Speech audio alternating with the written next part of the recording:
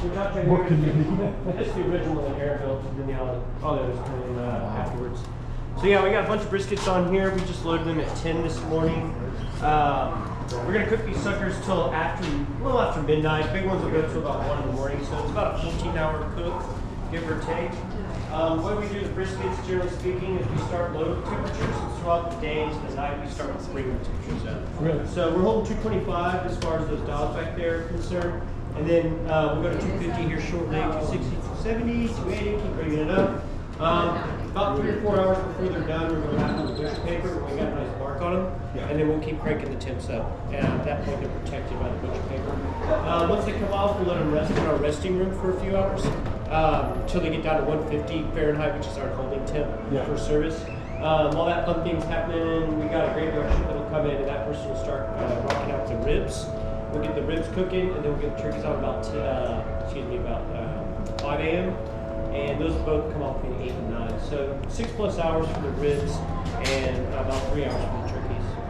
And then let's repeat the same thing over and over. We use Posto exclusively, just the Hill Country, white family. Yeah. So that pallet there is about empty. When it's full, it's about 6 feet high. How long does that last? Yeah, we're eating hot smokers, that's pretty decent. How long does the pallet? In the summers, it's 120+ degrees in here. It's pretty hot. But today's weather, this is great. Yeah, this is great. How quickly do you go through a pallet of wood? About a day. Oh. So 1 pallet a day. Oh wow. So these hold pretty good temperature. They hold out pretty good, huh? Yeah, they're pretty consistent. They draw air really well. Once they're hot, they're pulling air, that vacuum in there. Do you find different ones hold temperature? Different? They all have their own little nuances, so we load them based on what we are familiar with. For instance, when we load the briskets, it's by weight, so we have them in stacks. When we go and season them in the morning, we have a 7 to 8 pound stack, 9, 10, 11, and 12 plus stack. And we always start here, then we go to Mindy, then the Bork, then the 6, and then finish on the Muchacho from lightest to heaviest. So the Muchacho always gets the biggest one because it handles the largest briskets best. And we find that Shorty handles the smallest briskets best.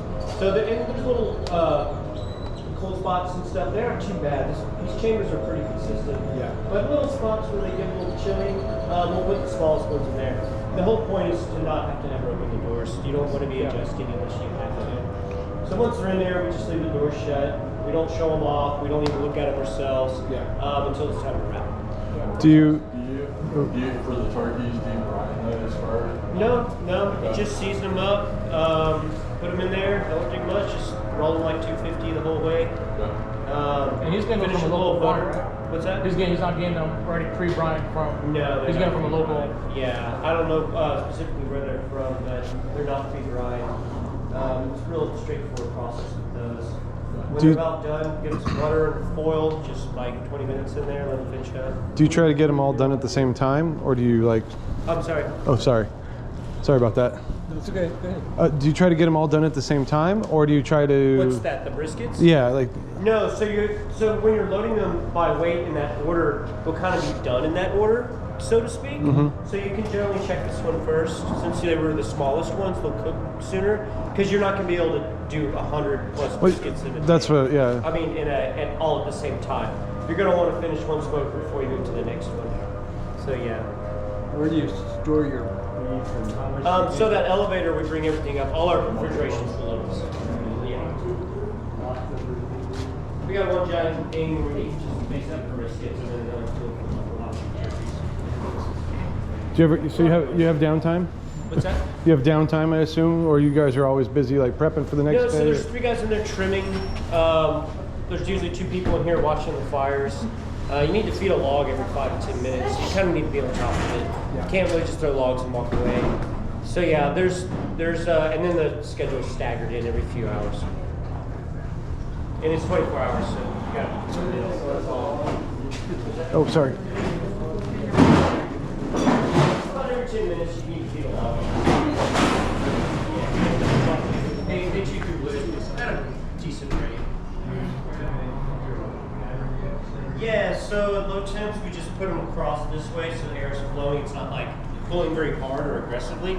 And as we want to raise the temperatures, we start cross stacking, and that invites more oxygen, which more aggressively cooks. But right in the beginning stages, we like nice and mellow. But right now we're in mellow phase. They're still raw. They're still. If they get too hot too quick, they can start curling up. You ever see your flats curling up at home? You're going too intense too quick. Think of it like a steak. You know, the outside is like searing up, but the inside's raw. It's a big chunk of meat. So just kind of like take your time with it. That's about it. How long have you been here? That side of balls. That's a good general rule across. How long have you been here doing this? We've all been here for several years, so like 5 years plus. Wow. Everybody's been here for a while. So you really got the idea of how they all, like, just how they all work and feel. I don't, but I still don't, but I think other people do. Does the weather outside affect how they cook? Yeah, it does. Yeah. So we had this cold weather here. We're just kind of like, it might take a little longer to cook, but with it being a little windy, well, it's not windy today, but it was yesterday, so we got to be careful. It'll draw air even more. So once you, We want to kind of slow down the fires when it's really windy. We So just shut the room down, pull those grates up, and the room gets calm. so when you pull them off, you let them rest till 150, and Yeah. then they're ready to They're serve. just over or? 200 degrees internally when we pull them off, Okay. give or take. And then we gotta let them rest in a room without air. There's no AC in the room. The room's getting steamy. Shut all the doors, and then they'll get down to 150 Fahrenheit. You find it takes that- about 3 hours for it to happen. You find that the holdover time after wrapping is what really What's breaks. that? I said, you find when you do your holdover is really when the meat starts to break down, fat starts to dissipate a little more Well, evenly. it's done, but you do have to take into account that resting period. They are continuing to cook. Yeah. So if you think they're perfect, when you pull them, Sure, they probably. might go a little further than perfect if you're not careful. It's you know, Yeah. it's a balancing act. Yeah.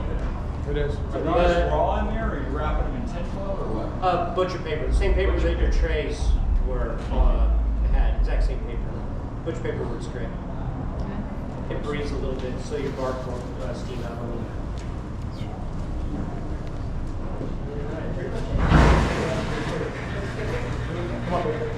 First person I smoked. Yeah. I thought it was, yeah, like, 65.